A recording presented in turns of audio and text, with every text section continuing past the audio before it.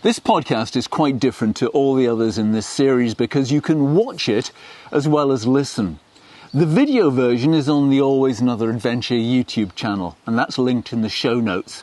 I've been trying to find an answer to the question about how hard is too hard when it comes to exercise. It's something I've had to think about. I'm 65 and I had a little heart scare, which I think has come to nothing, but it did make me stop and think.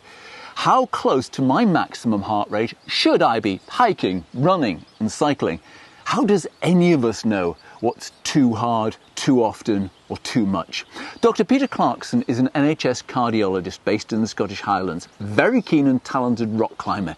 He agreed to shoot a video with me and we met at the ledge climbing gym in Inverness.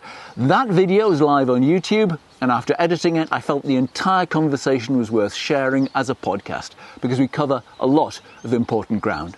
So let's start with that key question.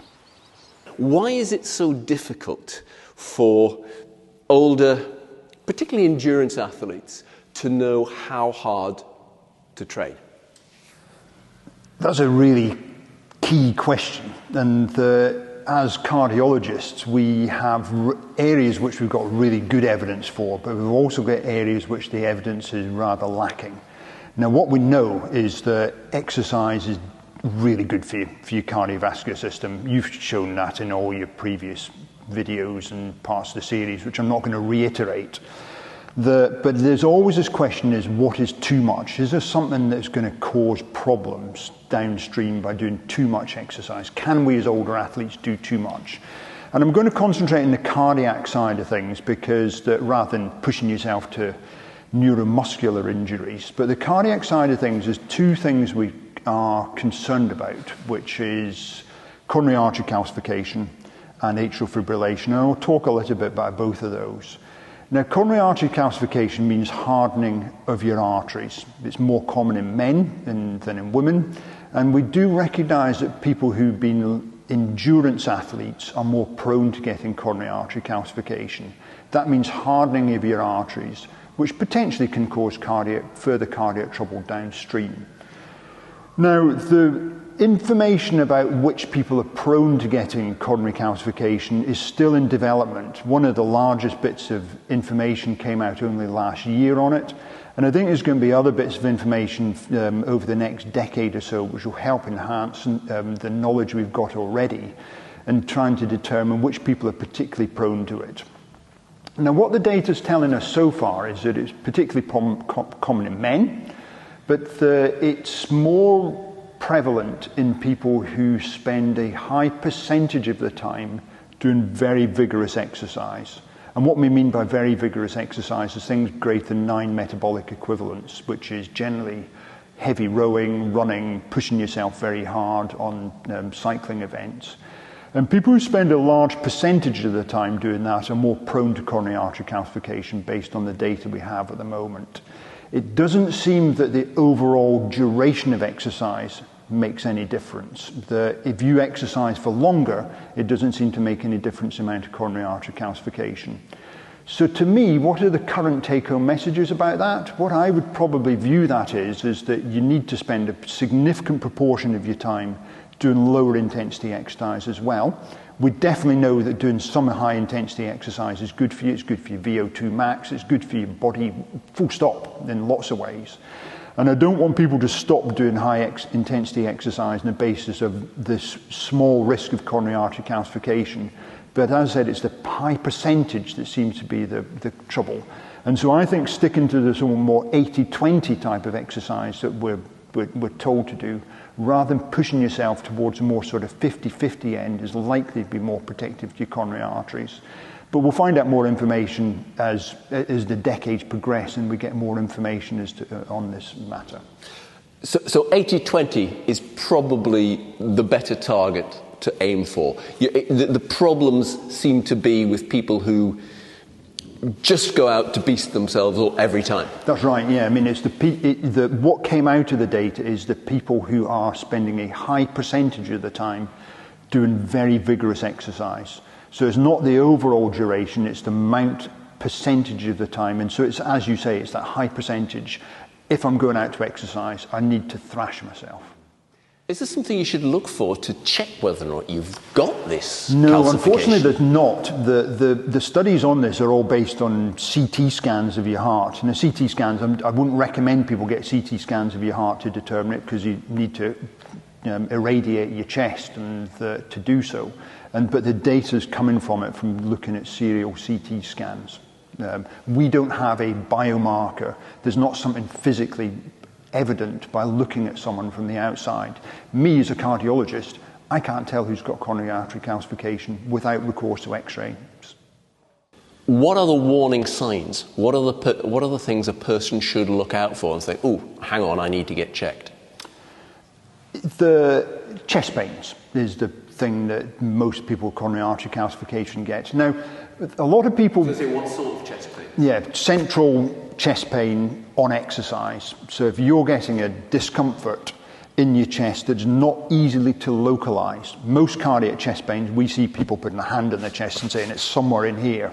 And if you're getting a deep pain that's hard to localize, particularly prevalent on exercise, that definitely you should be concerned that there's coronary artery disease prevalent. Now, the bit about coronary artery calcification is you think, well, coronary artery disease is easy to lump all that together as you've got some hardening in your arteries. The worst parts of coronary artery disease for us are the fattier plaques in your arteries, the softer bits of furring up in your arteries. Less like rocks, more like the cheese deposits in your arteries. And they're more prone to rupturing. So they're the ones that are more common to cause heart attacks later on. What we don't know is the sort of downstream effects of coronary artery calcification. So are you more prone to getting heart attacks? We think you're probably more prone to getting angina and limitation from the hardening of your arteries. But it may be that you actually don't get much more heart attacks, sudden death as a result of coronary artery calcification.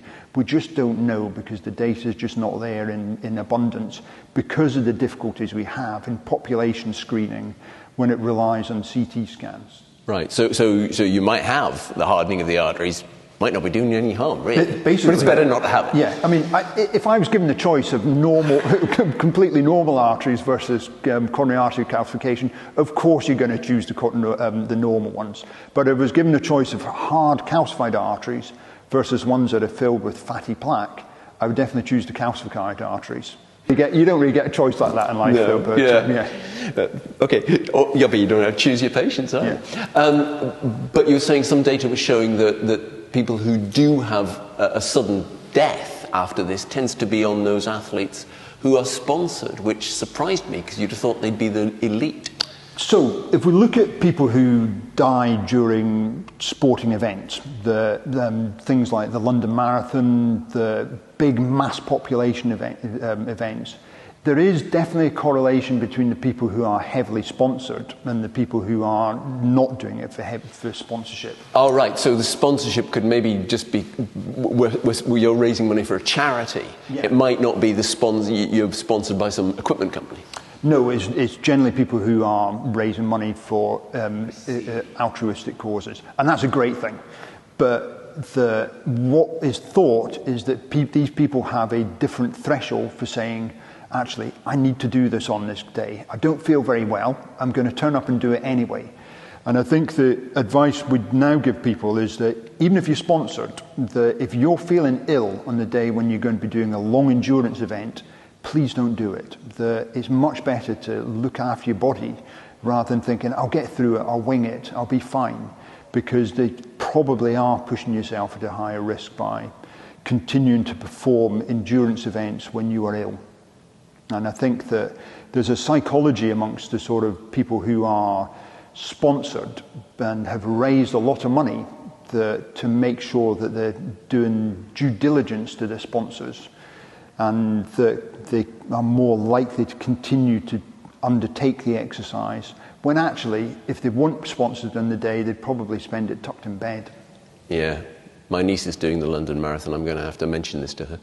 I mean, she's young enough, actually, so she'll be absolutely fine. Should we move on to atrial fibrillation? Because it's funny, because they suspected I had this. It turns out I more than likely don't. But you suddenly find out loads of people and say, oh, yeah, I'm aware of that. Yeah, I've had that sort of thing.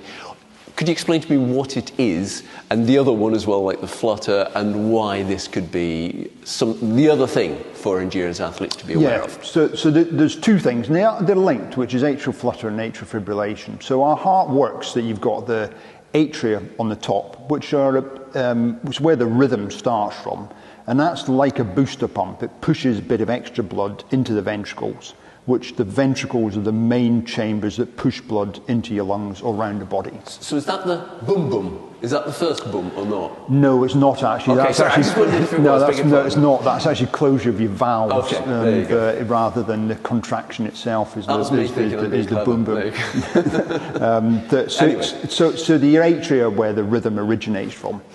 And we know in people who do a lot of endurance and do a lot of endurance activity, they are more prone to getting atrial fibrillation and atrial flutter. Atrial fibrillation is a very chaotic rhythm of your atria, basically wobbling a bit like a jelly is.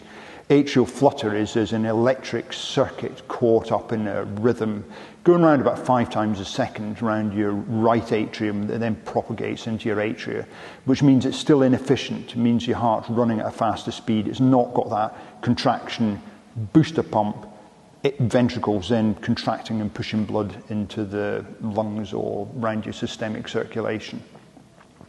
And we know that there's a link between people who do a lot of endurance exercise and development of atrial fibrillation and atrial flutter. And atrial fibrillation and atrial flutter are of a concern because our atria, and particularly your left atrium, so your left atrium is the one that's in contact with the left ventricle and your aorta and your main circulation. Your left atrium has got a blind-ending sac on the side of it called our left atrial appendage, just the way that we're born. And in a normal heart, if you're in normal sinus rhythm, your appendage contracts and pushes blood out of it. If you develop atrial fibrillation or atrial flutter, that is no longer pushing blood out of it, and blood can form slow eddies and start to coagulate inside your left atrial appendage. And the concern about that is that there is a small risk that coagulated blood can then dislodge, travel around the circulation, and if it lodges in one of the arteries inside the deep brain matter, that you will have a stroke as a result of it. Now, the risks aren't huge, but we definitely do know that there is a risk in people with atrial fibrillation. And unfortunately, atrial fibrillation does seem to have a J-shaped curve relating to the amount of exercise that you do. So people who don't do any exercise and are not cardiovascularly fit are very likely to, well, not very likely, but they are more prone to developing atrial fibrillation. People who do a moderate amount of exercise are reasonably protected from atrial fibrillation, but people who do a lot of endurance exercise are actually more prone to getting atrial fibrillation. And it does seem like there's a sort of lifetime burden that how many hours of exercise you've done during your lifetime seems to be linked to that sort of athlete endurance atrial fibrillation. Some studies suggest this can be as low as 1,500 hours of endurance exercise in your lifetime can be enough to trigger it. Other studies seem to show that it's a sort of decade, the amount of decades of exercise you've done increases your risk. And for sort of high-level endurance exercise, a volume for every decade you've done increases your risk of atrial fibrillation by about 16%. And atrial flutter by about 40% is the increase in risk of developing these things. There's still some uncertainties of what it all means. Now, I see people in my work who are athletic, who develop atrial fibrillation, and a lot of them struggle with it because it does cap the amount of exercise that you do. You lose that booster pump effect of your atria. Your heart rate is often not quite so well controlled as to where it was before. And a lot of the drugs that we're used to putting people on for control of atrial fibrillation, like beta blockers, are generally not suitable for the very athletic population. Why? Because they cap the amount of exercise you can do. They lower your maximum heart rate, and they often give people a degree of fatigue on exercise as well. What would you notice? I mean, what would be the warning signs for atrial fibrillation? a lot of people will notice, I mean, a lot of endurance athletes are fairly well tuned to knowing what the pulse feels like, and most of them, a lot of them check the pulse anyway, and it will give you an erratic pulse rhythm. You cannot predict exactly when the next heart beat's going to be, so you can feel that. But you can get episodes of this, can't you? Yeah, you can. Is that brought on by something? No, I mean, and definitely the initial triggers is often that people, when they start getting it, get little bursts. They get paroxysms, we call them, where you get a trigger and it lasts for a few minutes, then reverts itself to normal. And those paroxysms get longer, more frequent over time until it drifts into what we call persistent or eventually permanent atrial fibrillation. So they would feel this, would they? They would be aware You of it? often will do, yeah. That you'll often be aware. Or maybe see it on their wearable. Yeah, it's a combination of you can often feel palpitations. Some people don't feel the palpitations or don't wear wearables, and they can be picked up by what people feel. You feel capped on exercise, you feel more breathless, you don't feel the same as you did before. So for us as cardiologists, we see atrial fibrillation either picked up because people develop symptoms from it, palpitations, exercise incapacity, or they actually develop, or it's picked up by random screening, and it's picked up incidentally. What random screening? People just, they attend the GPs and say, I've got a sore foot, and the GP checks the pulse and finds that it's erratic. Wow. Yeah. I was just wondering with this, that could you, I'm not speaking about my own case here, I just wonder whether you would be totally unaware of this, and well, I suppose you would if it was a random screening that picked it up. Have you come to any conclusion as to whether these wearables are actually any use at identifying this? Because actually a cardiologist said to me, an Apple Watch is really quite good at this. Yeah, they are. Keeps an eye on it. They are. And they give you pointers. I mean, it's not a true ECG for us to know exactly what the rhythm is, and we want to know what the rhythm is, but they will often tell you that your heart rate's bumping around and is very variable in rate. So they actually have an AF setting now that you can set it to look out for. Oh, is that right? Okay. Yeah, sorry, okay, I just wondered if you happen to know that. It was actually Jim Douglas we told would me still about that. rely on needing a full ECG to actually yeah. make a firm diagnosis of it. Okay, so when I was trying to get to the bottom of whether or not when we're talking about VO2 max, when you were trying to train high, we got on to talk about this 220 minus your age, and also the idea of your VO2 max declining at 15% a decade over the age of 50. Could you talk to the unreliability of this? It's funny, actually, 220 minus your age seems to be a mythical true figure. Now, as in population terms, 220 minus your age predicts roughly where your maximum heart rate is going to be. But actually, if you look at the actual statistics on it, the bandwidth on it, how wide your estimates are, the standard deviations, of which 95% of the population is within 2 standard deviations either side, is plus or minus 15 beats per minute, which means that your normal could be 30 beats higher or 30 beats less than the maximum heart rate. So for you to predict it based on your maximum heart rate, for you to predict your maximum heart rate based on a sort of algorithmic calculator, yeah, it'll give you a ballpark estimate, but it doesn't tell you what your maximum heart rate is. And if you're going to try and work out your exercise bands, the 220 minus your age is so ballpark that it actually, I don't think it gives much useful information. So not a great way to work out intensity? No, it isn't, unless you know what your maximum heart rate is. Yes, quite. And Sorry, so the 220 pushing minus yourself your to your age. maximum heart rate and knowing your maximum heart rate is much better than this sort of calculation, this sort of lazy man's calculation of 220 minus your age.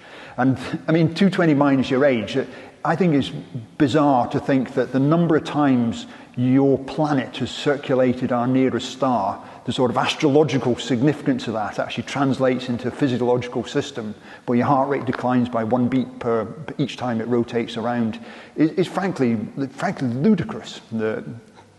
So 220 minus your age, I would not advise anyone to base their statistics on it. Try and find out, if you're an athlete, work out roughly what your maximum heart rate is. I mean, you've got to push yourself hard. It's not pleasant doing a maximum heart rate test.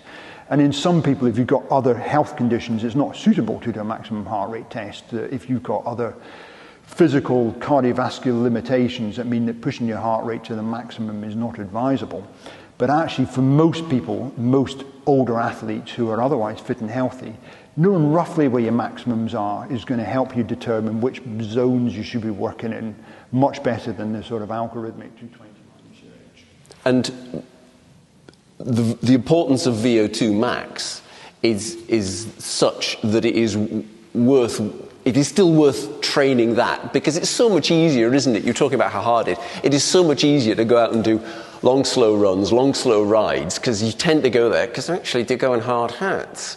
And so you tend to gravitate towards them. But it is probably still worth doing. And if you needed to know it, I suppose submaximal tests would be the way of working it out. Yeah, I mean, we need to do both. We need to do all... we're back to the 80-20 thing. I think we need to do periods where you're not training yourself at full intensity. But there's undoubtedly, to unlock your cardiovascular fitness, and there are other elements to fitness as well, that, but for your cardiovascular fitness, doing some high intensity stuff is undoubtedly beneficial. But I wouldn't advise you to do all your stuff through high intensity stuff, and make sure there's at least a significant, in fact the majority of it, should be done at lower intensity. Okay, let's move on to the other stuff, because that was the first thing that you said when we came in. I mean, you do this kind of stuff. So you're a climber. So what do you prioritize? Can I say you're 57? Yeah. Okay. What do you now sort of prioritize? What do you think is an important component of fitness? What do you think of fitness as? Because it's notoriously hard to really define. So I'm not saying what's your daily program, but what is the overall fitness concept you have in your head? Yeah, it's interesting this, because I've got two hats. I view myself as, if someone said to me, what are you? I'm a cardiologist. I'm also a pretty enthusiastic rock climber that have done since I've been 17. So probably the two things but the vast majority of my life I've been doing medicine, cardiology, and climbing rocks. I do other forms of exercise as well. As we were chatting before, I've done triathlons before my ankle started to not like running anymore. But I've done all forms of it. And I think it's very easy to get sucked into the cardiologist way of thinking, which is the physical fitness equals cardiovascular fitness, because there's actually a lot of other facets to physical fitness as well as your cardiovascular fitness. And I think there's other components which are equally important, which is muscles. Are your muscles strong? The muscle fitness, muscle strength. What's your mobility like? And mobility, I mean that's coordination. Is your balance okay? Are you able to move properly and put your muscles through a full range of exercise? Now, for me, rock climbing covers both those. You're working your muscles hard. I do when I'm climbing anyway. And you're putting them through a full range of movement, and you're expecting your muscles to be able to contract and provide power throughout a wide spectrum of motion. If you weren't a rock climber, what would you be looking to do for those two things, muscles and mobility? Muscle strength, so high resistance exercises 2 or 3 times a week that work in different muscle groups to high intensity. And that intensity would generally recommend exercise and doing 7 to 15 reps rather than 1 rep maximums. Okay. 1 rep maximums, the guys you see lifting incredibly heavy weights on, your Tom Stoltmans of the world and people who are lifting very heavy weights. If you're pushing yourself lifting very heavy weights, we often find if you measure blood pressure during these, your blood pressure will spike at somewhere around about 400 to 500 systolic. So you're placing a really heavy load in your cardiovascular system by lifting very heavy weights. So resistance exercise, 2 or 3 times a week, 7 to 10 reps of whatever, until you're fatigued, and doing it through a wide variety of muscle groups. Mobility, things like just doing everything that pushes your body through a wide range of motion. We're in a yoga studio just now. The yoga thing's a brilliant way of maintaining your ability and stretch. Stretch yourself. Make sure you do your stretch exercises.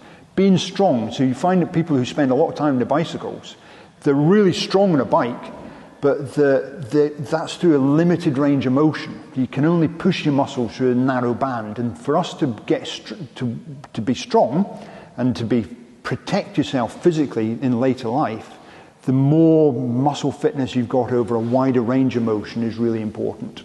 And so things like yoga, stretching, not sticking to one form of exercise, making sure you spread across a different spectrum of exercise is actually really helpful. That cross-train will help develop fitness across a range of exercises rather than just being specific to that one narrow sport. And I think that's important. Yeah. I mean, I thoroughly agree with all of your saying. There's actually a website that my wife subscribes to every year, Eckhart Yoga. But the thing about it is, people, it's just yoga. No, it's Pilates. It's just strength-based stuff. They do there's a mixed movement stuff, and I love those because you just don't know what you're going to be getting next. It's Iyengar yoga, and some of them are actually physically exhausting.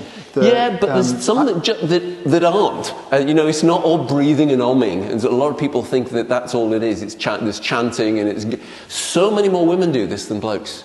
And I was so pleased to say that Wahoo now on their fitness thing that they do, it's like Zwift, but they have a whole section for yoga. Yeah. And it's just wish more blokes would twig to the fact that this is actually not a girly sport. Good for you. You see we're in a climbing studio which has got a yoga studio attached, and the two things are linked. And a lot of climbers recognise the importance of yoga. Good. Interesting. Because it's important. It makes your body move properly. I've quite frequently, in front of the telly with me and my wife watching yoga, not watching, but participating in yoga videos, and that we do that together. So yoga's really good for you, and yoga's good for everyone. And actually, with some of the poses, balance as well, which is a part of the whole thing. Just trying to exactly, and that's what I'm saying about the not just your muscular, but your coordination, movement and balance are all linked, and that is definitely a large part of physical fitness. And it would be wrong to just purely concentrate on the cardiovascular fitness side of things, because these things are equally important. Body morphology is important, not just how much fat you're carrying, but what your bone density is. Are you doing weight-bearing exercise is important, particularly for a lot of older ladies, avoiding hip fractures in later life by making sure that you continue to maintain your bone density by doing weight-bearing exercises is important, and doing stuff that continues to support your weight. You're not doing everything sitting down to help protect your bone density. So like cycling, for example, which is done sitting down. Yeah, you're sitting on your portable seat. Yeah, absolutely, and locked in that one sort of rigid up and down. And I love cycling. I've done lots of cycling. Me and my wife cycle a lot, but it's if that's your sole form of exercise, you're going to find it difficult to move through a wide range of motion, and it doesn't protect your bone density to the same extent because you're probably not weight bearing. What sort of exercise do you think is better for bone density? Anything that means that your bones are actually needing to maintain their strength. So anything weight bearing or loading your muscles. Your body morphology, are the fat in the right places? Right. What's your body morphology? And again, that is relevant to your fitness. And of course, that ties in with other forms of exercise. It's people who do a lot of exercise generally have got better body morphologies. Not always the case. In fact, you've actually got to do quite a lot of it. If you look at exercise for losing weight, it's probably not quite as good as people think it is, because a lot of people overcompensate. If you do a lot of exercise, people tend to eat a lot more. So it's actually not easy to lose weight from exercise. You've probably got to be doing 225 minutes a week to actually start losing any weight from exercise. What do you think about these DEXA scans? I know they're a big thing in the States. A lot of people our age would get them because they'll check your bone density, they'll check your visceral fat. Yeah. Again, I'm not sure what you do about that. I just wonder what your opinion on them is. I actually don't have much opinion on it because would you want to get your visceral fat checked and your body density? No. Why not? Because I don't think it would change what I do. Okay. If I had more visceral fat, what am I going to do about it? I exercise a lot already. I like to look after my diet a bit. Would I cut down my alcohol? Well, I probably should anyway. But it's not going to change what I do to know that I can put a number on my visceral fat percentage. And I think, and the other thing, I'm not going to talk too much about this because it's definitely moving away from my area of expertise, but it's metabolic fitness. You know, is your body able to consume fat as a fuel? What's your response to a glucose load? Are you getting a massive insulin spike from it? And so there are elements of metabolic fitness that are relevant to our sort of long-term physical fitness as well.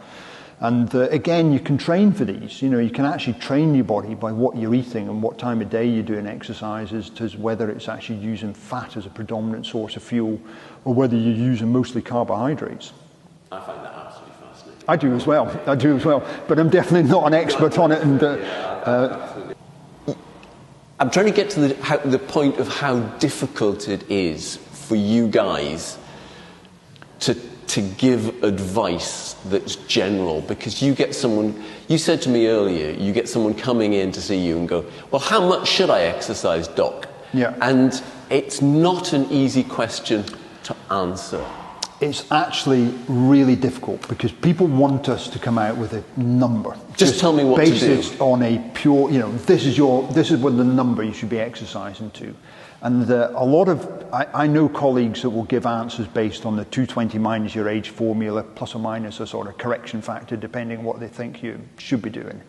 But actually, I think that your Borg scale is a much better way of doing things, which is how much perceived exertion you're doing and how hard you're pushing yourself. Our bodies are fine. If you listen to your body's finely tuned. It's evolutionary developed over eons that to give reliable feedback to you as an organism as to what you should be doing and what's too much and what's too little. And I think one of the prime things I tell people is to actually listen to what your body's telling you. That if you're struggling, that you are doing too much, but pushing yourself to a level and actually continuing to do some form of exercise and pushing yourself is a good, justifiable thing. And the sort of the old school wrapping yourself in cotton wool and protecting yourself is actually not protective to you. And I think that is actually harmful to us as human beings. And it's harmful for us as cardiologists to give a numerical value of arbitrary significance on a highly complex organism where we're getting feedback and information from an entire organism.